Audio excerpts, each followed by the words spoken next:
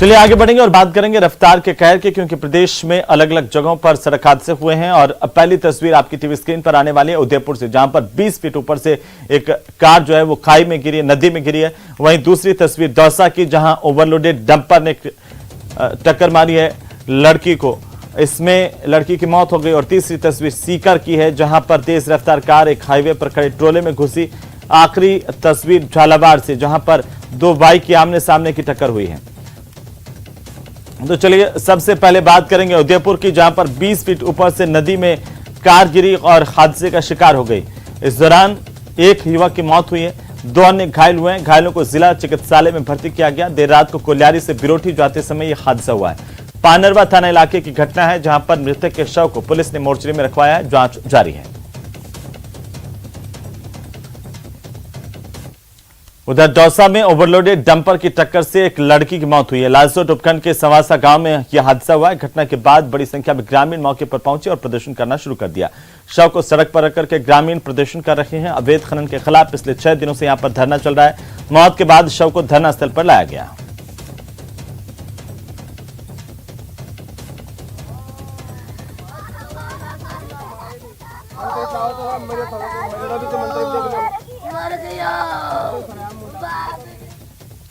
अगली खबर सीकर के फतेहपुर से, जहां पर भीषण सड़क हादसा हुआ, 5 लोगों की आज जान गई है।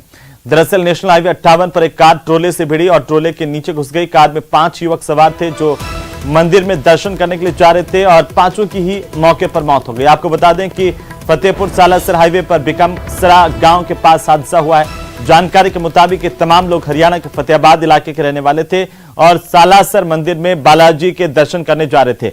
इसी दौरान फतेहपुर सदर थाना इलाके में इनकी कार सामने से आ रहे ट्रॉले में घुसी। 5 लोगों की मौके पर मौत हो गई। 5 लोग कार में सवार थे, 5 की जान गई है।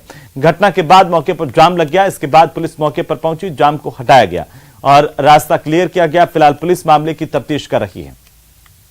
करीब 11:15 बजे अपने फतेहपुर सालासर रोड पे बिकमसरा स्टैंड से थोड़ा पहले एक ट्रोले का और एक रिट्स गाड़ी मारुति की है, उसका एक्सीडेंट हुआ। इतला मिलने पे अपने पुलिस मौके पे पहुंची और वहाँ मौके पे देखा तो रिट्स गाड़ी में जो सवार थे 5 व्यक्ति, उनमें से 5 व्यक्तियों की डेथ हो गई थी। लोगों की मदद से उनके शव को निकलवा के हॉस्पिटल में शिफ्ट कराया है और वहाँ मौके पे यातायात सुचारू करवाया गया, गाड़ियों को हटवा के वहाँ से। अगली खबर झालावाड़ से, जहां पर जिले की भवानी मंडी थाना इलाके में 2 बाइक के आमने सामने से जोरदार भिड़ंत हुई है और इस सड़क हादसे में एक युवक की मौके पर जान चली गई। वहीं 3 अन्य लोग गंभीर रूप से घायल हुए हैं, जिन्हें भवानी मंडी अस्पताल में प्राथमिक उपचार के बाद झालावाड़ के जिला अस्पताल रेफर किया गया। फिलहाल पुलिस मामले को लेकर जांच कर रही है।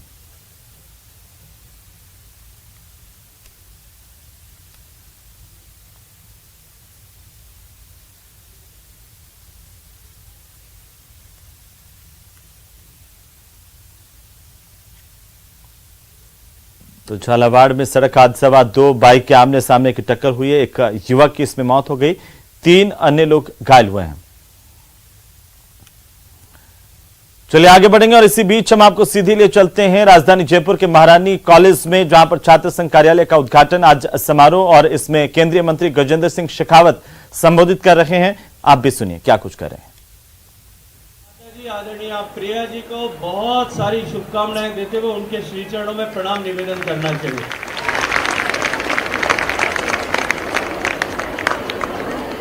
मैं आप सबसे आग्रह के साथ में एक बात अपनी बात शुरू करने से पहले कहना चाहता हूं और मैं एक चीज देखना चाहता हूं।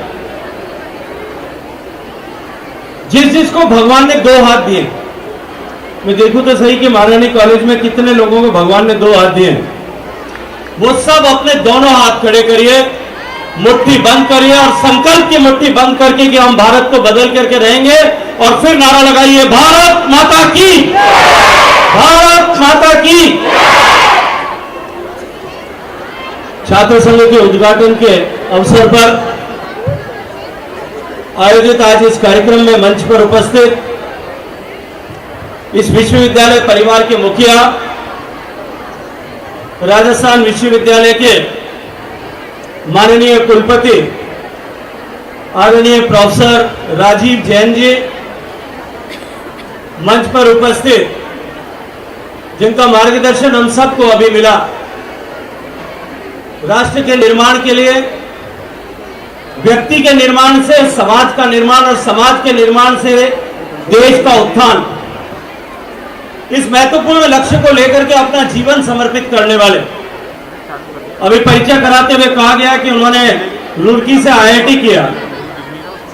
यहाँ जो साइंस फ्रेटर्निटी के जितने बच्चे बैठे होंगे उनमें से बहुत सारे लोगों ने एस्पायर किया होगा, बहुत सारे लोगों ने परिश्रम किया होगा कि मैं भी जेईई का एग्जाम क्लियर करूं और आईआईटी में चला जाऊं।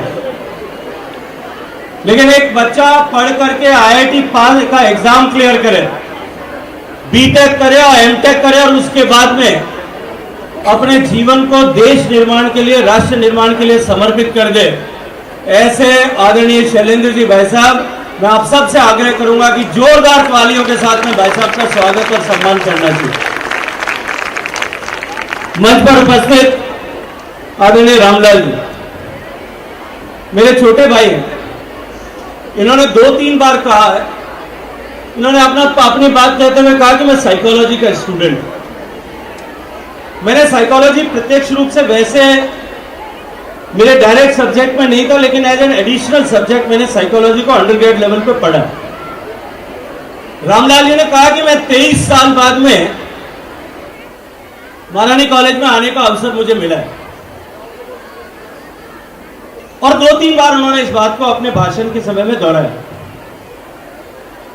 मैं साइकोलॉजी का विद्यार्थी होने के नाते इनकी साइकोलॉजिकल व्यथा को समझ सकता हूं, इनके दर्द को समझ सकता हूं, क्योंकि मैं जानता हूं छात्र राजनीति और यूनिवर्सिटी से आने के कारण से ये यहां बहुत सारे लोग बैठे होंगे, पीछे भी बहुत सारे लोग घूम रहे होंगे, जिनके लिए आज बहुत इंतजार के बाद में एक सुनहरा सूरज उगा हुआ कि महारानी कॉलेज में आने का उनको अवसर मिला होगा।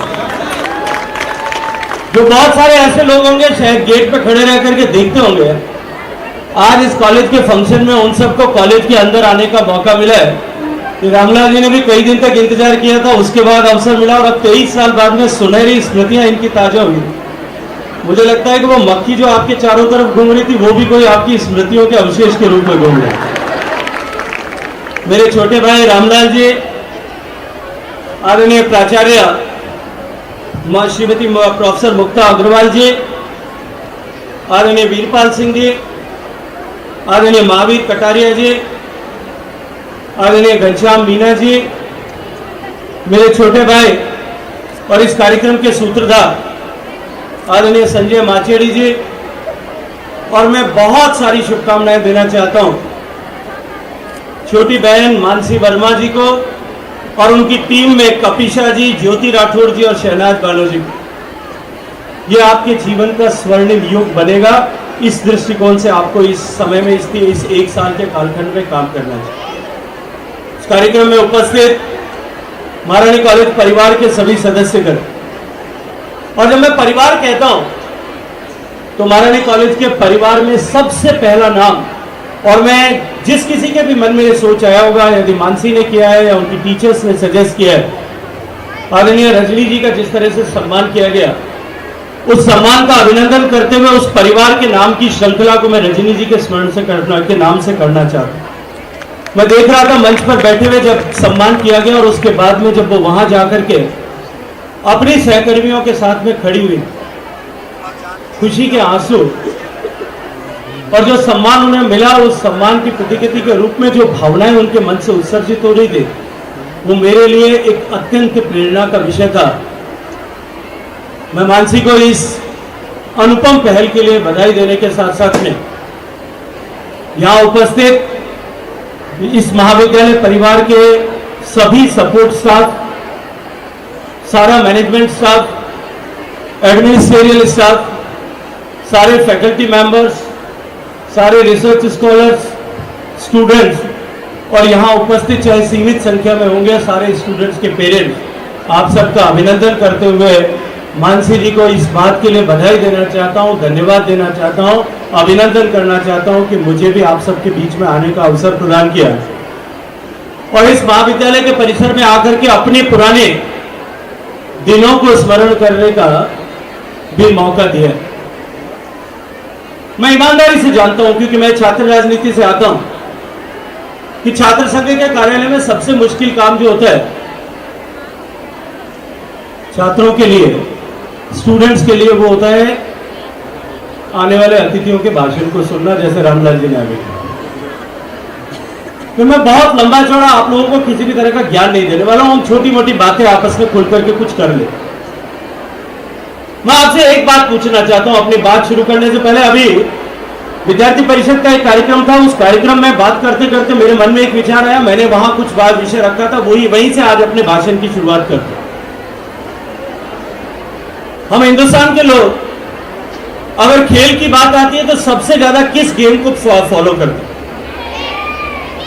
किस गेम को फॉलो करते? जोर से बोलो तो मुझे पता चले। क्रिकेट को फॉलो करते। और हम जब क्रिकेट को फॉलो करते हैं तो क्रिकेट में दुनिया का सबसे ज्यादा देखे जाने वाला मैच कौन सा होता है? हिंदुस्तान और पाकिस्तान के बीच में जो मैच है। अगर हिंदुस्तान और पाकिस्तान के बीच में मैच हो रहा है और वो भी मैच अगर वर्ल्ड कप का फाइनल हो और फाइनल। तो आप सुन रहे थे केंद्रीय मंत्री गजेंद्र सिंह शेखावत को महारानी कॉलेज के छात्र संघ कार्यालय उद्घाटन समारोह में शिरकत कर रहे हैं। और फिलहाल वक्त एक छोटे से ब्रेक का, जल्द लौटेंगे।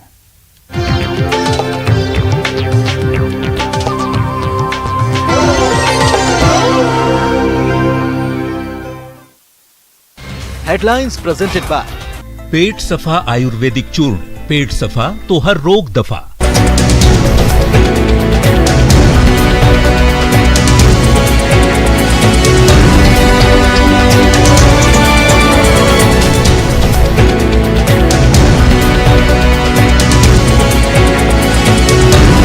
हेडलाइंस प्रेजेंटेड बाय पेट सफा आयुर्वेदिक चूर्ण, पेट सफा तो हर रोग दफा।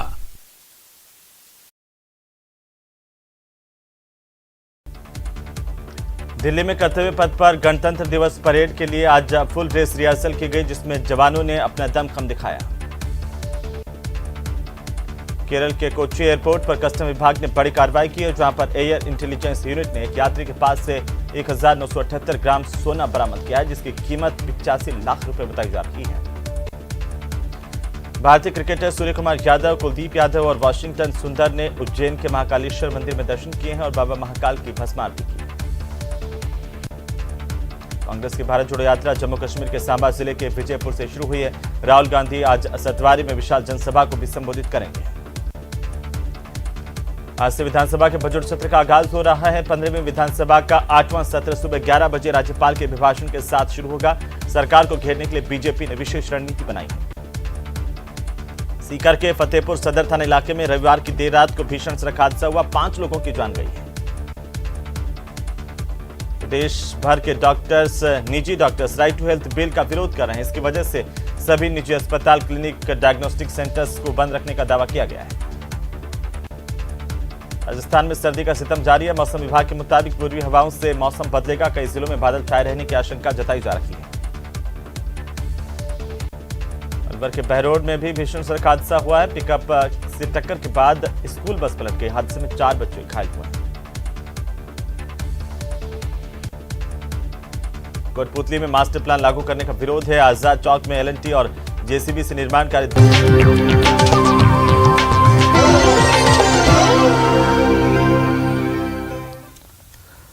तो चलिए ब्रेक के बाद एक बार फिर से आपका स्वागत। और इसी बीच बड़ी खबर, बीजेपी की प्रदेश कार्यसमिति की बैठक को लेकर के थोड़ी ही देर में भारतीय जनता पार्टी की प्रदेश कार्यसमिति की बैठक शुरू होगी। एंटरटेनमेंट पैराडाइज में यह बैठक होने जा रही है, जहां पर भाजपा प्रदेशाध्यक्ष सतीश पुनिया इस बैठक का उद्घाटन करेंगे। बीजेपी के राष्ट्रीय अध्यक्ष जेपी नड्डा आज शाम को 5:15 में इस बैठक में अपना संबोधन देंगे और जीत का मंत्र देंगे। सबसे बड़ी जानकारी, तस्वीरें आपकी टीवी स्क्रीन पर। बीजेपी प्रदेश कार्य समिति की आज बैठक, इसका आगाज एंटरटेनमेंट पैराडाइज के मैदान से होगा और यहां पर तमाम तैयारियां पूरी कर ली गई हैं। कुछ ही देर में ये बैठक शुरू होगी। भारतीय जनता पार्टी के प्रदेश अध्यक्ष सतीश पुनिया इस बैठक का उद्घाटन करेंगे और आज शाम को 5:15 पर भाजपा के राष्ट्रीय अध्यक्ष जेपी नड्डा इसमें शिरकत करेंगे और संबोधित करेंगे।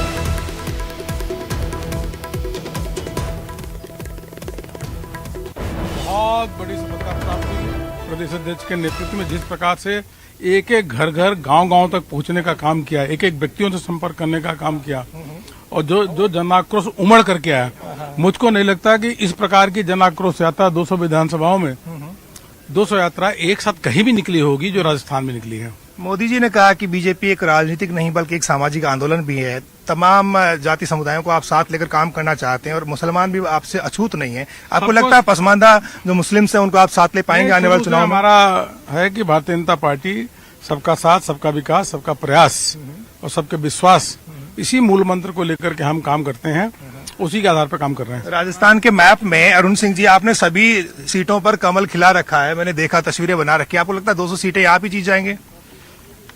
कांग्रेस के जो मंत्री हैं उनको खुद ही लग रहा है कि उनके इतने कम विधायक आएंगे कि एक फॉर्च्यूनर में भी बैठ करके विधानसभा न जा पाए।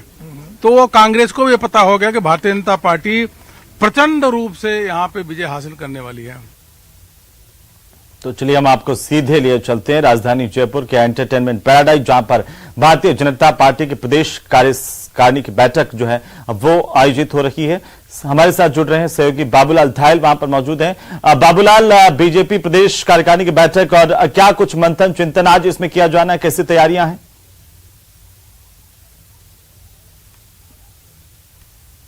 देखिए, हाल ही में राष्ट्रीय कार्य समिति की बैठक हुई थी। तो बीजेपी में एक परंपरा है कि जब राष्ट्रीय कार्य समिति होती है उसके बाद में प्रदेशों की कार्य समिति की बैठक होती है, उसके बाद में जिलों की और फिर मंडलों तक की जो कार्य समिति है उसकी बैठक हुआ करती है। तो राष्ट्रीय कार्य समिति में जो चर्चाएं होती है उसका यहाँ पर जिक्र होता है, जो फैसले वहां पर लिए जाते हैं उनको यहाँ पर लागू करने के बारे में दिशा निर्देश दिए जाते हैं। बड़ी बात यह है कि बीजेपी के राष्ट्रीय अध्यक्ष का कार्यकाल फिर से बढ़ने के बाद, यानी कि जेपी नड्डा का कार्यकाल बढ़ा है, तो पहली मर्तबा वो राजस्थान आ रहे हैं और उनका पहले जोरदार स्वागत होगा। उसके बाद में जब वो ईपी में, जहां पर मैं इस वक्त खड़ा हूं, यहां पर 5:15 बजे वो कार्यकर्ताओं को संबोधित करेंगे, जो पार्टी के पदाधिकारी हैं उनको संबोधित करेंगे। तो देखने वाली बात यह होगी कि राजस्थान में चुनावी साल है और उसमें वो किस तरह से पार्टी कार्यकर्ताओं को जीत का मंत्र देते हैं, कहां कहां पार्टी के संगठन में कमजोरियां हैं उनको दुरुस्त करने की वो बात करते हैं और किस तरह का मिशन जो है पार्टी ने हाथ में ले रखा है उस पर वो चर्चा करते हैं। बीजेपी अब बदली बदली सी है, क्योंकि पीएम नरेंद्र मोदी ने हाल ही की जो कार्य समिति की बैठक हुई थी उसमें कहा था कि बीजेपी अब एक राजनीतिक आंदोलन नहीं बल्कि एक सामाजिक आंदोलन बन गई है और तमाम जाति वर्ग समुदायों तक उसे पहुंचना है। जो वर्ग अछूते रह गए पार्टी से उनको भी अपने और ज्यादा करीब लाना है, चाहे आपको वोट दे या ना दे, लेकिन उन वर्गों तक भी आपको अपनी पहुंच बढ़ानी है। लिहाजा बीजेपी अब सबको साथ लेकर चलने की मुद्रा में है और आज जब जगत प्रकाश नड्डा का संबोधन होगा तो उसमें इसी बात पर जोर होगा कि राजस्थान में कम से कम भी 150 सीटें जो है पार्टी जीते। हालांकि मिशन 175 180 तक की बातें बीजेपी करती है, दावे करती है कि हमारी बहुत बड़ी ऐतिहासिक जीत इस बार यहां पर होने वाली है। और जनाक्रोश जो यात्रा यहां पर निकली पिछले 1-1.5 महीने में, उसको भी बीजेपी के तमाम नेताओं ने सफल करार दिया है और ये तक कहा है कि गहलोत सरकार की जो जनविरोधी नीतियां हैं उसका धरातल पर असर है और आम जनता त्रस्त है। इसको वोट में अब कन्वर्ट करने की दरकार है। लिहाजा पार्टी अब अगले महीने फिर से जनाक्रोश यात्राएं निकालेगी, जिलों में जाएगी, बड़ी बड़ी रैलियां करेगी और आम जनता को साथ लेकर चुनावी जो व्यू रचना है वो बनाएगी। तो आज की जो बैठक वो बहुत महत्वपूर्ण है, क्योंकि सतीश पूनिया का जो कार्यकाल है वो खत्म हो चुका है। अब निगाहें इस बात पर है कि क्या उन्हें एक्सटेंशन मिलेगा। आपसे कुछ ही देर पहले जब मैंने प्रदेश प्रभारी अरुण सिंह से पूछा कि क्या सतीश पूनिया का कार्यकाल बढ़ने वाला है, क्योंकि संकेत ऐसे ही मिल रहे थे, क्योंकि सतीश पूनिया ने परसों ही 8 नए जिलाध्यक्षों की घोषणा करी थी, तो उसके बाद माना यही जा रहा था कि पूनिया पर पार्टी को एतबार है, यकीन है कि पूनिया जो है पार्टी को जीत की दहलीज तक ले जा सकते हैं। बड़ी अच्छी उनकी जो कार्य क्षमता है उसे पार्टी मानती है। लिहाजा लेकिन पार्टी ने भी पत्ते नहीं खोले हैं। यही कहा जा रहा है कि ये सारा फैसला जो है वो राष्ट्रीय अध्यक्ष को करना है, जेपी नड्डा के ऊपर डिपेंड है कि वो किन राज्यों में अध्यक्ष बदलेंगे और किन राज्यों के अध्यक्षों को यथावत रखेंगे। लेकिन इस बात पर चर्चा इस कार्य समिति में जरूर होगी। बीजेपी के सामने बहुत सारे चुनौतियां भी हैं, क्योंकि पार्टी में अभी भी एकजुटता का अभाव दिखता है। वसुंधरा राजे का जो गुट है वो चाहता है कि एक मर्तबा फिर से उनको जो बिल्कुल बाबूलाल, कई सारी चुनौतियों और कार्य योजनाओं के साथ कार्य समिति की बैठक और इसमें क्या कुछ होगा लगातार हम नजर बनाए हुए हैं। बहुत शुक्रिया हमारे साथ जुड़ने के लिए। और इसी बीच बड़ी खबर हम आपको बता दें, आरएलपी विधायकों के निष्कासन को लेकर के पार्टी के चीफ और सांसद हनुमान बेनीवाल ने ट्वीट कर निशाना साधा है। बेनीवाल ने ट्विटर पर लिखा है कि आज पेपर लीक मामले की सीबीआई से जांच करवाने की मांग को लेकर राजस्थान की विधानसभा में आरएलपी के प्रदेश अध्यक्ष और भोपालगढ़ के विधायक पुखराज गर्ग, खींवसर विधायक नारायण बेनीवाल, मेड़ता विधायक इंदिरा बावरी ने लोकतांत्रिक रूप से प्रदर्शन करके राजस्थान के युवाओं की पीड़ा को आसन के सामने रख रहे थे, मगर सत्ता के इशारे पर आसन ने आरएलपी के विधायकों को मार्शल बुलाकर के बाहर निकाल दिया और एक दिन के लिए निष्कासित किया। यह लोकतंत्र की व्यवस्था का अपमान है। एक तरफ विधानसभा अध्यक्ष सीपी जोशी लोकतंत्र की व्यवस्था को सशक्त करने की बात करते हैं, तो दूसरी तरफ निष्पक्ष भूमिका निभाने के स्थान पर राज्य सरकार के इशारे से युवाओं की आवाज उठाने वाले आरएलपी के विधायकों को सदन से निष्कासित करते हैं। ये ट्विटर पर लिखा है हनुमान बेनीवाल ने। उन्होंने ये भी लिखा है कि आज बीजेपी का दोहरा चरित्र पुनः सदन में सामने आया, क्योंकि जब मार्शल आरएलपी के विधायकों को बाहर निकाल रहे थे तब बीजेपी के विधायक मूक दर्शक बनकर बैठे रहे, जबकि पूर्व में कभी ऐसा नहीं कोई वाकया सदन में होता था तो समूचा विपक्ष के विधायकों का संरक्षण करता आता रहा है, चाहे वो किसी भी दल से हो। भाजपा पेपर लीक मामलों में सीबीआई जांच की मांग केवल औपचारिक तौर पर कर रही है, ये आरोप है हनुमान बेनीवाल का। उन्होंने ये भी लिखा कि अंदर खाने कांग्रेस के साथ है बीजेपी। तो चलिए इसी के साथ ही इस बुलेटिन फिलहाल इतना ही। नमस्कार।